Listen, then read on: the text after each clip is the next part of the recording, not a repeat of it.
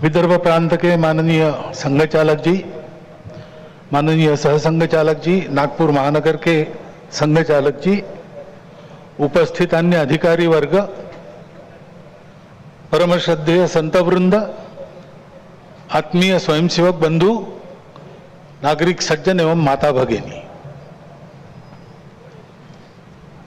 यह वर्ष श्री गुरु तेग बहादुर जी के बलिदान का 350वां वर्ष इस नाते और संपन्न होगा।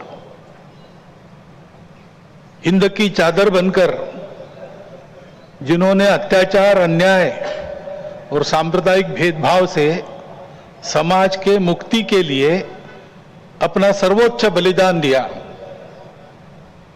समाज की रक्षा की,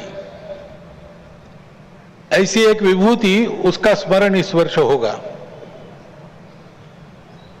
आज 2 अक्टूबर है, इसलिए स्वर्गीय महात्मा गांधी जी की भी जयंती है।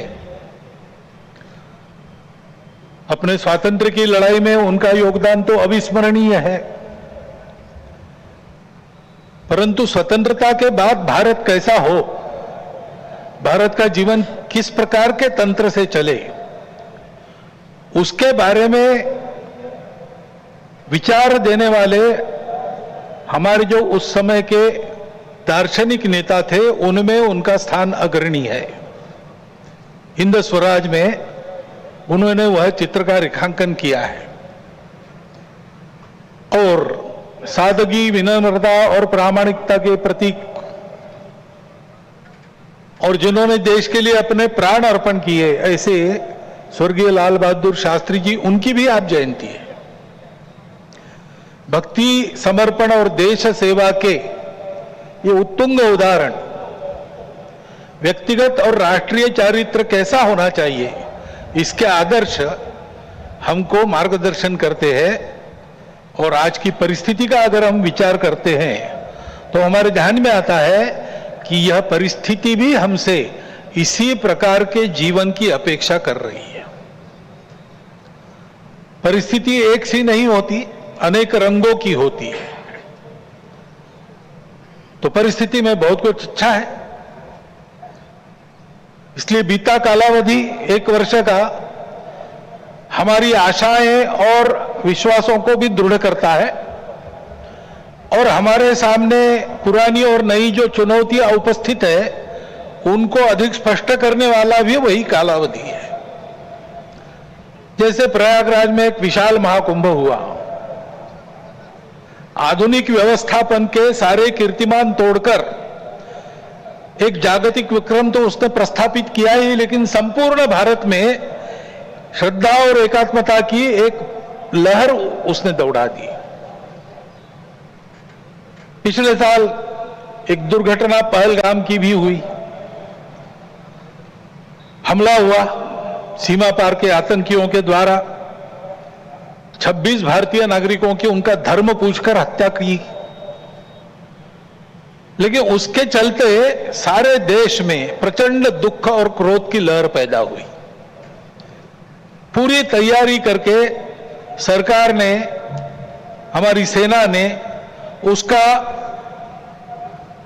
बहुत पुरजोर उत्तर दिया। सारे प्रकरण में हमारे नेतृत्व की दृढ़ता, हमारे सेना का शौर्य, कौशल्य और समाज की एकता और दृढ़ता का एक उत्तम चित्र प्रस्थापित हुआ। और यह भी वह घटना हमको सिखा गई कि यद्यपि हम सबके प्रति मित्र भाव रखते हैं और रखेंगे, फिर भी अपने सुरक्षा के विषय में हमको अधिकाधिक सजग रहना पड़ेगा, समर्थ बनना पड़ेगा। क्योंकि इस घटना के बाद दुनिया में विभिन्न देशों ने अपनी अपनी जो भूमिका ली, उसमें हमारी ये भी ध्यान में आया कि हमारे मित्र कौन कौन है और कहां तक है। देश के अंदर भी अशांति फैलाने वाले असंवैधानिक उग्रवादी या संविधान विरोधी कहिए उग्रवादी नक्सली आंदोलन पर शासन और प्रशासन की दृढ़ कार्रवाई भी हुई। और उनके अनुभव से उनके विचारधारा का खोखलापन और उनकी क्रूरता का अनुभव होने के कारण समाज भी उनसे मोहभंग होकर विमुख हो गया। लेकिन उनका नियंत्रण तो हो जाएगा, परंतु अब ये उस क्षेत्र में एक बड़ी जो बाधा थी वो दूर होने के बाद उस क्षेत्र में न्याय की स्थापना हो, विकास वहां तक पहुंचे, सद्भावना, संवेदना और सामरस्य वहां स्थापित हो, इसके लिए समाज की भी और शासन प्रशासन की भी योजनाएं चलनी पड़ेगी, क्योंकि इनका अभाव ही ऐसे उग्रवादी ताकतों के पनपने का कारण बनता है। इससे त्रस्त मनुष्य दूसरा कुछ उपाय दिखता नहीं, इसलिए निराश होकर उनको प्रश्रय देता है। ये न हो इसलिए ऐसी योजनाओं की आवश्यकता है। आर्थिक क्षेत्र में भी हम आगे बढ़ रहे हैं। ऐसा जो प्रचलित परिमाण है दुनिया के, उसके आधार पर कहा जा सकता है हमारा देश आर्थिक क्षेत्र में आगे बढ़े, इसलिए आर्थिक जगत के हमारे उद्योगी बंधु, विशेषकर तरुण उद्योजक, इनमें एक मादा भी दिखता है, उत्साह भी दिखता है, इच्छा आकांक्षा भी दिखती है। परंतु ये जो प्रचलित अर्थ प्रणाली है सारी दुनिया में वही है, तो सारी दुनिया के अनुभव में उसके कुछ दोष भी आ रहे हैं। विकास के इस प्रकार के पद्धति से अमीरी और गरीबी का अंतर बढ़ता है। आर्थिक सामर्थ्य कुछ चंद हाथों में एकत्रित होता है। शोषण करने के लिए एक नया सुरक्षित तंत्र इसमें से खड़ा हो सकता है, चिंता नहीं की तो। पर्यावरण के हानि की समस्या खड़ी हो जाती है और मनुष्यों के आपसी व्यवहार में कई प्रकार की व्यापारिक दृष्टि और अमानवीयता की बातें प्रवेश कर जाती है।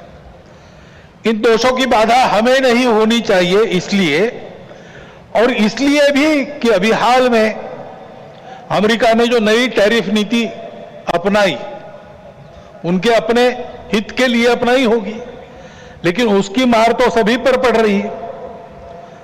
इसलिए ये सारा परिदृश्य अथवा ये सारी प्रचलित पद्धति उस पर हम निर्भर हो जाए ऐसी नहीं है। विश्व का जीवन परस्पर निर्भरता से ही चलता है। राष्ट्रों में आपस में सब प्रकार के संबंध होने पड़ते हैं। अकेला राष्ट्र अलगाव में, आइसोलेशन में जी नहीं सकता। परंतु ये निर्भरता मजबूरी में न बदल जाए, क्योंकि वो कब बदलेगी, कैसे बदलेगी, उसका कोई पता नहीं। और इसलिए इस निर्भरता को मानते हुए, विश्व जीवन की एकता को मानते हुए, हमको इसको मजबूरी न बनाते हुए जीना अगर है तो स्वदेशी और स्वावलंबन का कोई परिणाम नहीं, कोई पर्याय नहीं। हमको आत्मनिर्भर होना पड़ेगा, स्वावलंबी जीवन जीना पड़ेगा, स्वदेशी का उपयोग करना पड़ेगा, और फिर भी अंतर्राष्ट्रीय संबंधों का सब प्रकार के, राजनयिक हो, आर्थिक हो, व्यापारिक हो, इन सब का जतन हमको करना पड़ेगा। लेकिन उसमें मजबूरी नहीं होगी, हमारी अपनी इच्छा होगी, हमारा अपना सद्भाव होगा, ऐसा हमको बनना पड़ेगा। प्रचलित पद्धति जो है उसके दुष्परिणाम हमारे यहां भी दिखते हैं। अभी हाल में ही जो खबरें पिछले 1-2 साल से चल रही है, प्रत्यक्ष हम देख रहे हैं हिमालय के क्षेत्र में कैसे चल रहा है। वर्षा का अनियमित होना तो सर्वदूर है, प्रकृति के प्रकोप भी बढ़ गए हैं, भूस्खलन होता है, अप्रत्याशित वर्षा होती है, हिम नदियां सूख रही है। ऐसे परिणाम गत 3-4 वर्षों में तीव्र होते चले जा रहे हैं। ये हिमालय हमारे लिए सुरक्षा की दीवार, और दक्षिण पूर्व एशिया के लिए उसका पूरा जलस्रोत हिमालय से ही आता है। अगर प्रचलित विकास की पद्धति में से इन सारी बातों को और प्रोत्साहन मिलता हो होने के लिए तो उस नीति का हमको पुनर्विचार करना पड़ेगा, क्योंकि हिमालय की आज की अवस्था एक खतरे की घंटी बजा रही है। प्राकृतिक उथल पुथल है तो जनजीवन में भी उथल पुथल दिख रही है।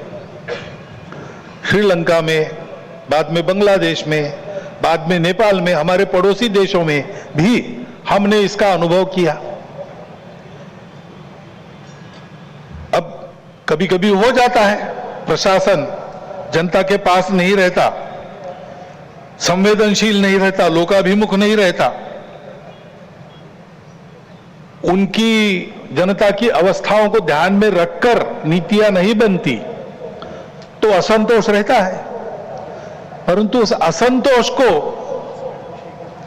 इस प्रकार व्यक्त होना, यह किसी के लाभ की बात नहीं है। अभी अभी प्रमुख अतिथि महोदय ने कहा, 25 नवंबर के भाषण की याद की, उसमें इस प्रकार के जो आंदोलन है जिसमें इतनी सारी हिंसा और विनाश होता है, डॉक्टर अंबेडकर साहब ने उसको ग्रामर ऑफ अनार्की कहा है। प्रजातांत्रिक मार्गों से भी परिवर्तन आता है, ऐसे हिंसक मार्गों से परिवर्तन नहीं आता है। एक उथल पुथल हो जाती है लेकिन स्थिति यथावत रहती है।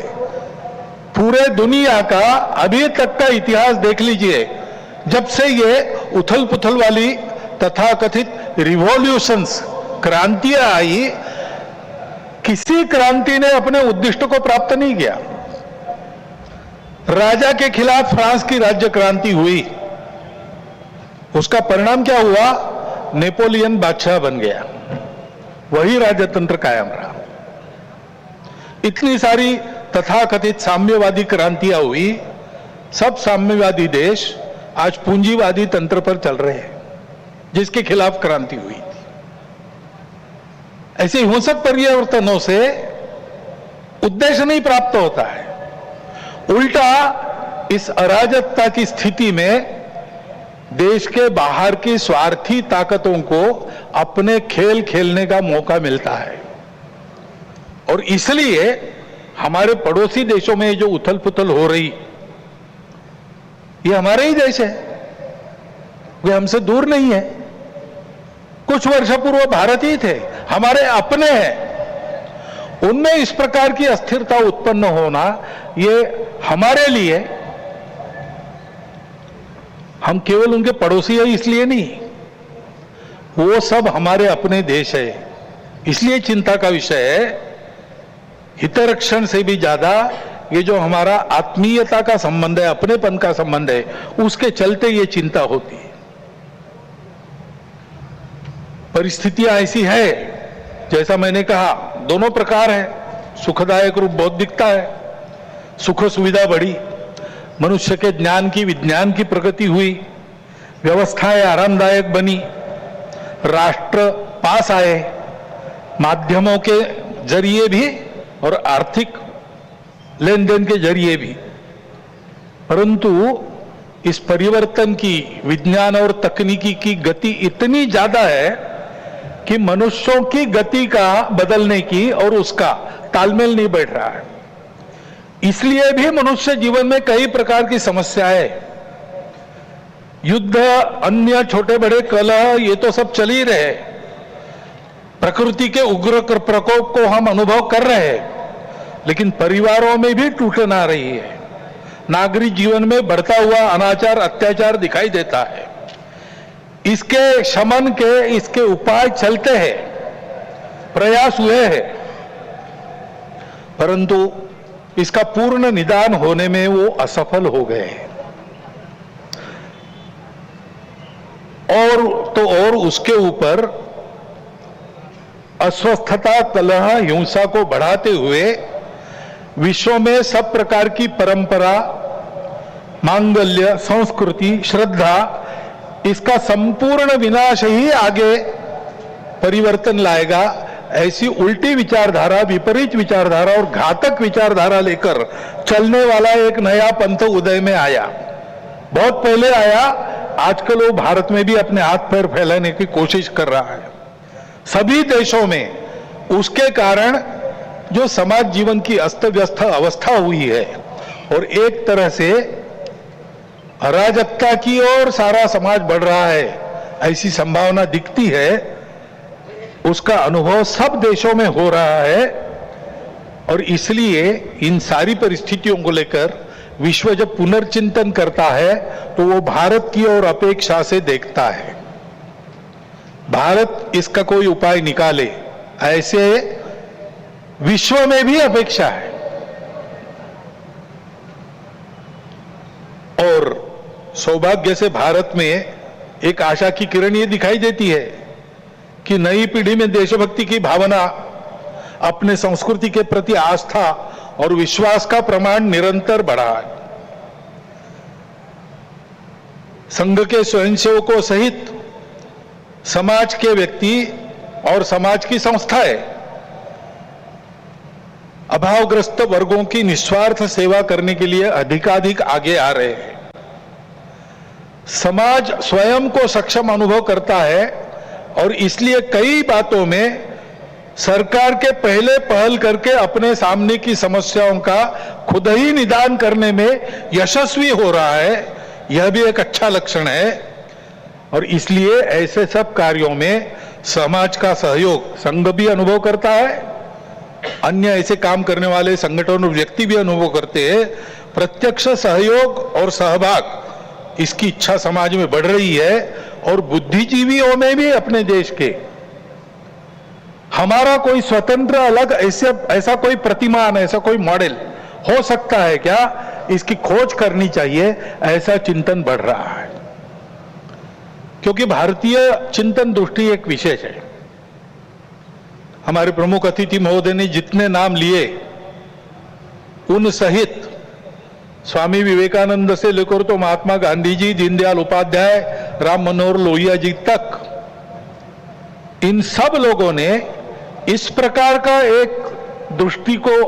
इस प्रकार की दृष्टि को सामने रखते हुए कुछ चिंतन दिया है। उसकी तफसील उसके अलग अलग होंगे, परंतु उसकी दिशा एक ही है।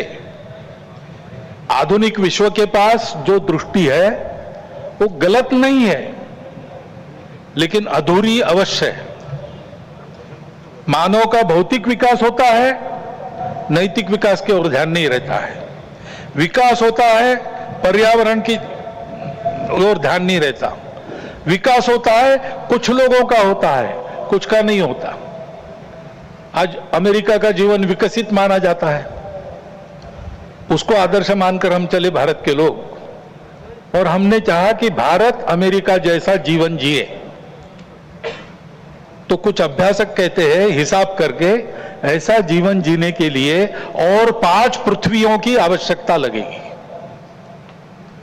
ये विकास कैसे होगा? ये हो नहीं सकता। प्रगति के साथ साथ इसी के कारण नई नई समस्याओं को हम झेल रहे, जो प्राण संकट बन रही है। दृष्टि का अधूरापन ही इसके लिए कारण है। हमारी दृष्टि है, हमारी दृष्टि भौतिक विकास के साथ साथ मन, बुद्धि और आध्यात्मिकता का विकास कर सकती है, करती है। व्यक्ति के साथ साथ मानव समूह और सृष्टि का भी विकास साधने वाली हमारी दृष्टि है। मनुष्य की आवश्यकताओं, इच्छाओं के अनुरूप आर्थिक स्थिति, इच्छा पूर्ति हो सबकी, ऐसी व्यवस्था, उसके साथ साथ ही समूह के प्रति और सृष्टि के प्रति कर्तव्य बुद्धि और अपनेपन का साक्षात्कार व्यक्तियों में जगाने की शक्ति हमारी इस दृष्टि में है। सहस्रों वर्षों तक विश्व में इस दृष्टि के आधार पर हमने एक सुंदर, समृद्ध, शांतिपूर्ण, परस्पर संबंधों को पहचानने वाला और मनुष्य और सृष्टि का, मनुष्य और समूह का सहयोगी जीवन ऐसे प्रस्थापित किया था। आज विश्व के आवश्यकताओं की पूर्ति करते हुए उनकी समस्याओं का निराश करने का शाश्वत निदान देने वाली एक नई रचना को विश्व आवश्यक मान रहा है, भारत से अपेक्षा कर रहे हैं और नियति शायद यही कार्य हम भारतवासियों से चाहती है कि हम अपने उदाहरण से विश्व को एक नया ऐसा रास्ता दें। संघ 100 साल से ये सारा चिंतन, इन सब महापुरुषों का चिंतन लेकर, संघ का चिंतन नया नहीं है, वो अपनी दृष्टि के आधार पर अपने यहाँ परंपरा से चलने वाला आज तक आया हुआ यहां तक चिंतन है। उस चिंतन को लेकर संघ 100 साल से काम कर रहा है। समाज जीवन के विभिन्न आयामों में, संगठनों में, संस्थाओं में, स्थानीय स्तर पर भी, व्यक्तिगत पहल से भी स्वयंसेवक सक्रिय है। समाज जीवन में सक्रिय ऐसे अनेक सज्जनों के साथ भी सहयोग और संवाद स्वयंसेवकों का चलते रहता है। इन सब का जो संकलित अनुभव है, उसके आधार पर संघ का कुछ चिंतन है। वो चिंतन आज के कार्यक्रम में आपके सामने रखना, ये मेरे भाषण का प्रमुख उद्देश्य है। पहली बात है कि विश्व की व्यवस्था में परिवर्तन तो आवश्यक है, विनाश टालना है तो अनिवार्य है, परंतु हम एक विपरीत व्यवस्था में इतने आगे बढ़ गए, सारी दुनिया आगे चली गई, हम भी आगे चले गए। अब एकदम अगर पीछे मुड़ेंगे तो गाड़ी उलट जाएगी। इसलिए इस गति से आगे बढ़ते बढ़ते हुए धीरे धीरे छोटे छोटे कदमों से हमको मुड़ना पड़ेगा, एक लंबा मोड़ लेके पीछे आना पड़ेगा। देश काल परिस्थिति का ध्यान रखते हुए हम अपनी समग्र और एकात्म दृष्टि के आधार पर अपना स्वयं का विकास पथ बनाकर विश्व के सामने एक यशस्वी उदाहरण रखेंगे, तब इस व्यवस्था का परिवर्तन प्रारंभ होगा। अर्थ और काम के पीछे अंधी होकर भाग रही दुनिया को धर्म की दृष्टि देनी पड़ेगी। वो धर्म पूजा नहीं है, वर्शिप्स नहीं है, वो धर्म खान पान रीति रिवाज नहीं है, वो धर्म इसके परे सबको जोड़ने वाला, सबको उन्नत करने वाला, सबको साथ लेकर चलने वाला, प्रजा की सृष्टि की धारणा करने वाला धर्म है।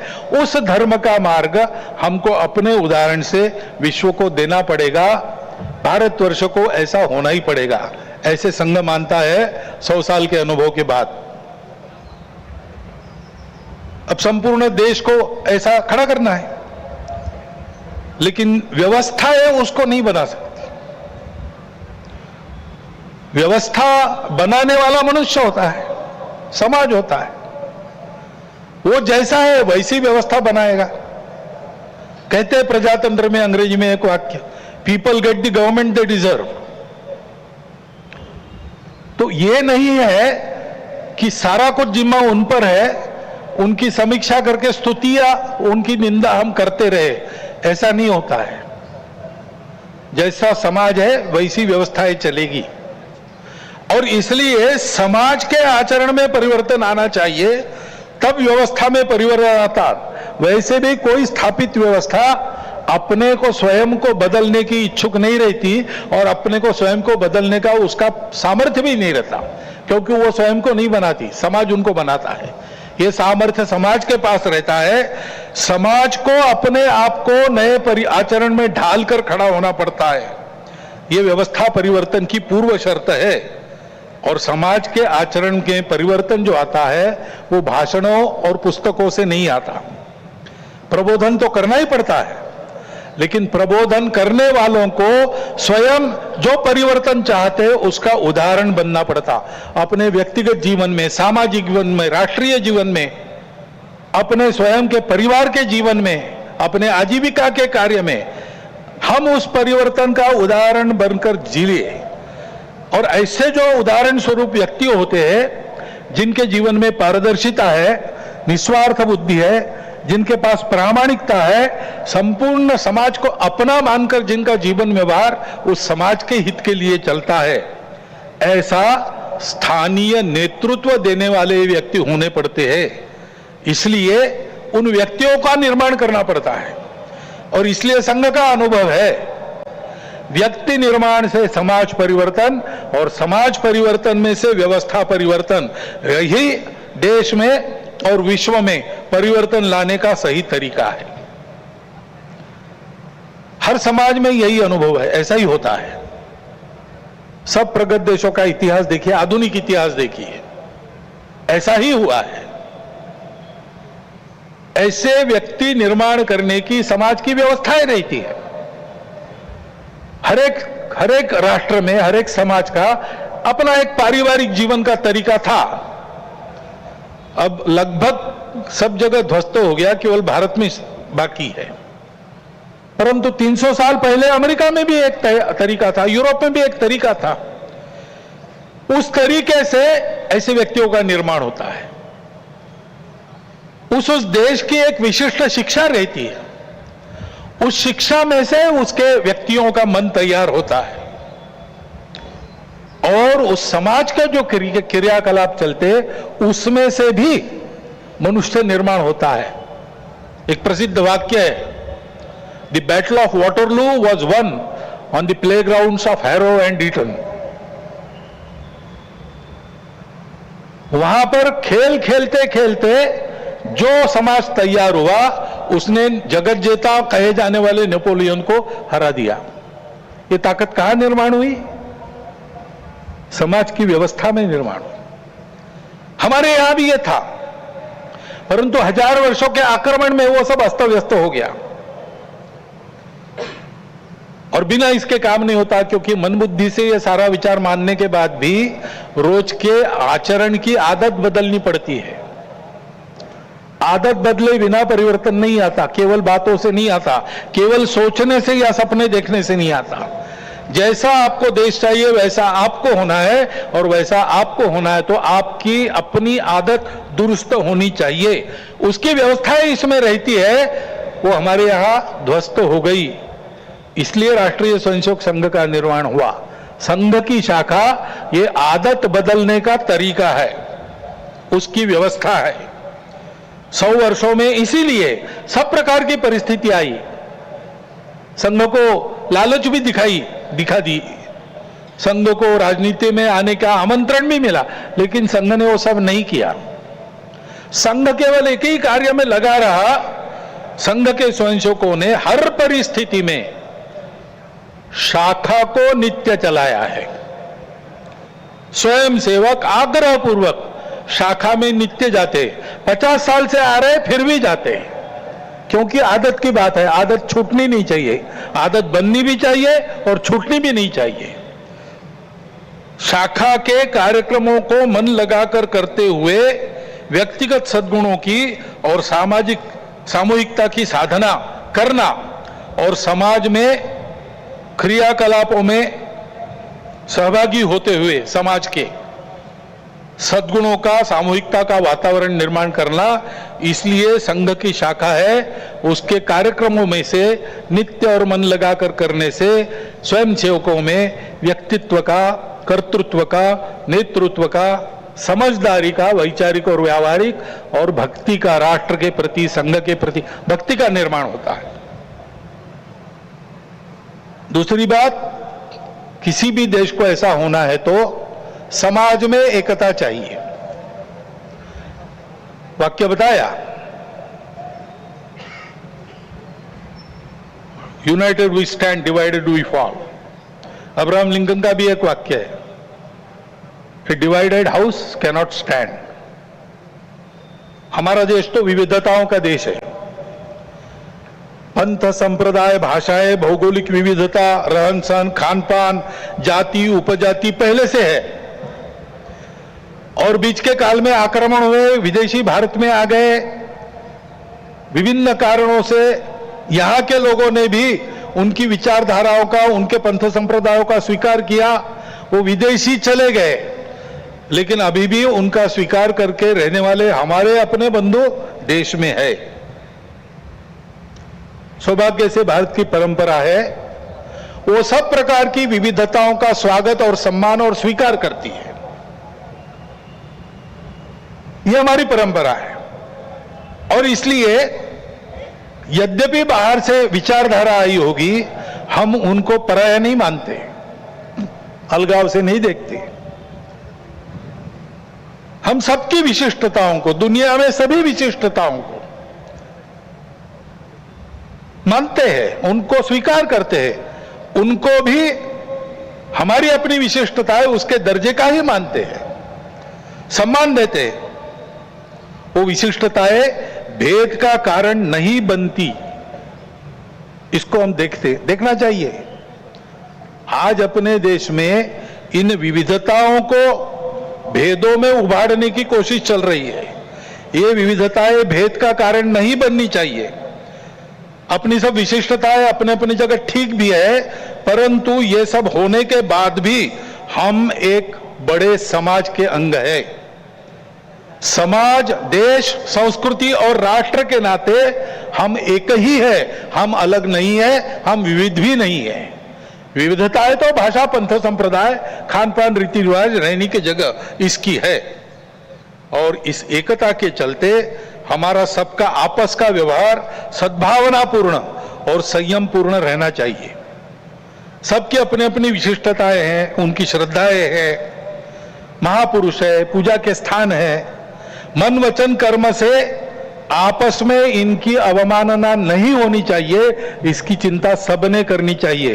किसी एक ने करने का यह काम नहीं है, उसके प्रबोधन की भी आवश्यकता है। विविधता है और सब लोग साथ में रहते हैं, तो जैसे अनेक बर्तन साथ में रखे तो कहीं ना कहीं आवाज हो ही जाती है। इतने बड़े समाज में इतने सारे लोगों के साथ रहने से कभी कभी कुछ आवाज हो भी सकती है, लेकिन होने पर भी नियम पालन करना, व्यवस्था पालन करना, सद्भावपूर्ण व्यवहार करना, ऐसा स्वभाव बनना चाहिए। छोटी बड़ी बातों पर या केवल मन के संदेह पर कानून हाथ में लेकर रास्तों पर निकल आना, गुंडागर्दी, हिंसा करना, यह प्रवृत्ति ठीक नहीं। मन में प्रतिक्रिया रखकर अथवा किसी समुदाय विशेष को उकसाने के लिए अपना शक्ति प्रदर्शन करना, ऐसी घटनाओं को योजनापूर्वक कराया जाता है। उसके चंगुल में फंसना नहीं चाहिए। उसके परिणाम तात्कालिक और दीर्घकालिक दोनों दृष्टि से ठीक नहीं रहते। इन प्रवृत्तियों की रोकथाम आवश्यक है। शासन प्रशासन अपना काम बिना पक्षपात किए तथा बिना किसी दबाव में आए नियम के अनुसार करें, परंतु समाज की सज्जन शक्ति और युवा पीढ़ी को भी सजग और संगठित होना पड़ेगा। आवश्यकता अनुसार हस्तक्षेप भी करना पड़ेगा, क्योंकि ये अराजकता का व्याकरण है, इसको रोकना ही पड़ेगा। हमारी इस एकता का आधार क्या है? हमारी संस्कृति है। डॉक्टर अंबेडकर साहब ने इसको शब्द दिया है इनहेरेंट कल्चरल यूनिटी, अंतर्निहित सांस्कृतिक एकता। ये भारतीय संस्कृति प्राचीन समय से चलती आई है। भारत की विशेषता है, वो सर्वसमावेशक है, सबका सम्मान और स्वीकार करने की सीख देती है, क्योंकि भारत के आध्यात्मिक सत्य पर, उस सत्य पर आधारित धर्म पर, यानी सत्य, करुणा, शुचिता और तप के सदाचार पर वह धर्म आधारित है। उसी पर यह संस्कृति भी बनी है। इसका जतन सनातन काल से आज तक हर परिस्थिति में किसने किया है? तो निश्चित रूप से इस देश के पुत्र रूप हिंदू समाज में ने किया है, और इसलिए कभी कभी उसको हिंदू संस्कृति भी कहते हैं। ऋषियों ने अपने तपोबल से इसका निर्माण किया है, क्योंकि भारत में उनको इसका विकास करने के लिए आवश्यक समृद्ध और सुरक्षित प्रकृति मिली, परिवेश मिला, और पीढ़ी दर पीढ़ी इसको सरसाने के लिए, आगे पहुंचाने के लिए, इसकी सुरक्षा के लिए पूर्वजों ने परिश्रम किया है, त्याग किया है, बलिदान दिए। उस हमारी संस्कृति का आचरण, उसके आदर्श बने हमारे पूर्वजों का मन में गौरव और कृति में विवेकपूर्ण अनुसरण तथा यह सब जिसके कारण संभव हुआ, उस हमारे पवित्र मातृभूमि की भक्ति, यह मिलकर हमारी राष्ट्रीयता है। विविधताओं के संपूर्ण स्वीकार और सम्मान के साथ हम सबको एक माल में मिलाने वाली यह भारतीय संस्कृति, यह राष्ट्रीयता है। इसको हम हिंदू राष्ट्रीयता कहते हैं। यही हमारे लिए हिंदू राष्ट्रीयता है। किसी को हिंदू शब्द से आपत्ति है, वो हिंदवी कहे, भारतीय कहे, आर्य कहे, जो कुछ है, ये सारे समानार्थी शब्द है, हम लोग जानते हैं। परंतु इस राष्ट्रीयता का स्पष्ट स्वरूप निर्देशित करने वाला एक ही शब्द हमको मिलता है, वो है हिंदू। वो कोई राज्य पर आधारित कल्पना है, हमारा राष्ट्र राज्य पर आधारित कभी रहा नहीं। हमारे यहां नेशन स्टेट की कल्पना नहीं है। हमारी ये संस्कृति राष्ट्र को बनाती है। राज्य आते जाते रहते हैं, राष्ट्र निरंतर विद्यमान रहा है। सनातन काल से अब तक ये हमारा प्राचीन हिंदू राष्ट्र है। इस अर्थ में हिंदू राष्ट्र है। सब प्रकार के उतार चढ़ाव हमने देखे, गुलामी भी देखी, स्वतंत्रता भी देखी। हम सदैव विद्यमान है और इसलिए हिंदू समाज का बल संपन्न होना, शील संपन्न होना, संगठित होना इस देश के एकता, एकात्मता, सुरक्षा और विकास की गारंटी है। क्योंकि हिंदू समाज सनातन काल से यहां चलते आया है, वो इस देश का उत्तरदायी समाज है, रिस्पॉन्सिबल सोसाइटी है। और सौभाग्य से इस संस्कृति के और धर्म के कारण ऊपरविद के अनेकविध नाम और रूपों को देखकर, दुनिया की विविधता को देखकर मनुष्यों में बंटवारा और अलगाव खड़ा करने वाली हम और वो, अस एंड देम, इस मानसिकता से ये समाज पूर्णतः मुक्त था, मुक्त है और मुक्त रहेगा। वसुधैव कुटुंबकम की उदार विचारधारा का पुरस्कर्ता और संरक्षक यही समाज रहा है। विश्व के विकास में अपना अपेक्षित और उचित योगदान देने वाला देश, इसको बनाना ये इसीलिए हिंदू समाज का कर्तव्य बनता है। उसकी संगठित कार्य शक्ति के द्वारा विश्व को नई राह दे सकने वाले धर्म का संरक्षण करते हुए भारत को वैभव संपन्न बनाने का काम संकल्प लेकर 100 साल से कर रहा है संपूर्ण हिंदू समाज को संगठित करने का कार्य। क्योंकि समाज एक बार संगठित हो जाए तो ये सारे काम दूसरे किसी को नहीं करने पड़ते। नेताओं को, पार्टियों को, सरकारों को नहीं करने पड़ते। अवतारों को भी आने की जरूरत नहीं होती। समाज अपने सारे काम अपने बल पर कर लेता है।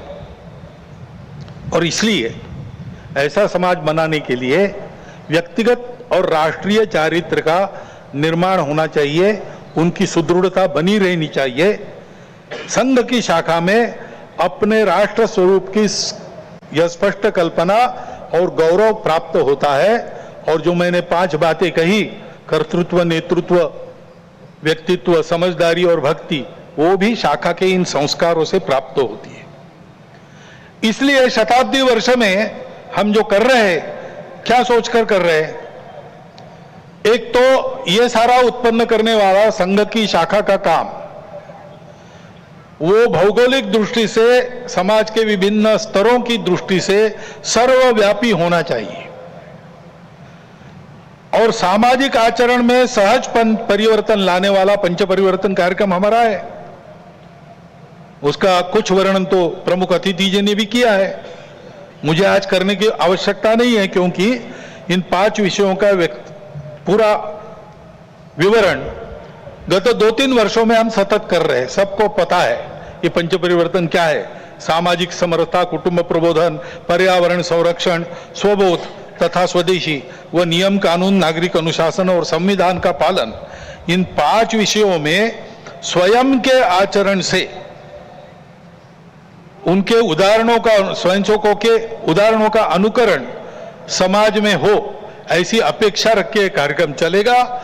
इसमें जो करना है कृतियां, वो बहुत सरल है, सहज है, सब कर सकते हैं। और ये करने वाले केवल हम नहीं हैं, पहले से भी इस प्रकार के कार्यक्रम करने वाले अनेक व्यक्ति और अनेक संगठन समाज में है। उन सब के साथ हमारा सहयोग, समन्वय कुछ शुरू हो गया है, कुछ साधा जाएगा, सबको सहयोग रहेगा, सबके साथ समन्वय रहेगा। इसके आधार पर जो परिवर्तन आएगा समाज में, उससे भारतवर्ष खड़ा होगा। भारत का यही यही भूमिका भारत की रही है विश्व के इतिहास में। समय समय पर विश्व का खोया हुआ संतुलन वापस लाने वाला, विश्व के जीवन में संयम और मर्यादा का भान उत्पन्न करने वाला विश्व धर्म देना, कुछ वैश्विक मूल्यों के आधार पर अपने अपने देश की प्रकृति के अनुसार ये सारा योगदान हो, इस प्रकार का अपना अपना राष्ट्र खड़ा करना, ऐसा ये विश्व धर्म देना, ये भारत की भूमिका रही है। हमारे स्वातंत्र्य संग्राम तथा राष्ट्रीय नवोत्थान में पुरोधाओं के सामने स्वतंत्र होने के बाद भारत की समृद्धि और क्षमताओं के विकास का परिणाम क्या होगा, इसका जो चित्र था वो यही था। हमारे बंगाल प्रांत के माननीय संघचालक थे स्वर्गीय केशव चंद्र चक्रवर्ती, उत्तम कवि थे। उन्होंने इस बात को अपने एक कविता में बड़े सुंदर शब्दों में व्यक्त किया है। बाली सिंघल जबोद्वीपे प्रांतार माझे ओठे, कोतो माठ कोतो मंदिर कोतो प्रस्तारे फूल फोटे, तादेर मुखेर मधुमय बानी, शुने थेमे जाए सब हानाहानी, अभ्युदयर सभ्यता जागे विश्वेर घरे घरे। सिंहल और जावा द्वीप तक भारतीय संस्कृति का प्रभाव फैला हुआ था। जगह जगह मठ मंदिर थे जहां जीवन की सुगंध फूलों से बिखरती थी। भारत की मधुर और ज्ञानवाणी सुनकर अन्य देशों में भी वैरभाव और अशांति समाप्ति होती थी और अभ्युदय की यानी सबके उदय की सभ्यता जागती थी। आइए भारत का यही आत्मस्वरूप आज की देशकाल परिस्थिति से सुसंगत शैली में फिर से विश्व में खड़ा करना है। पूर्वज प्रदत्त इस कर्तव्य को और विश्व की आज की इस अनिवार्य आवश्यकता को पूर्ण करने के लिए हम सब मिलकर साथ चलकर अपने कर्तव्य पथ पर अग्रसर होने के लिए आज की विजयादशमी के मुहूर्त पर सीमोल्लंघन को संपन्न करें। भारत माता की जय।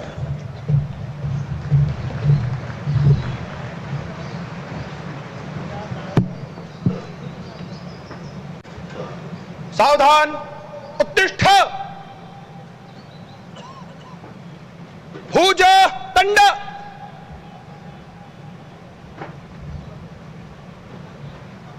आरमा।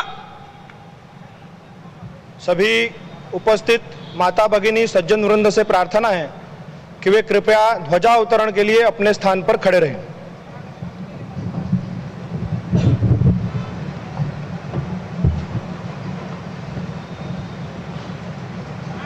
संघ तक्ष ध्वज प्रणाम। 1 2 3।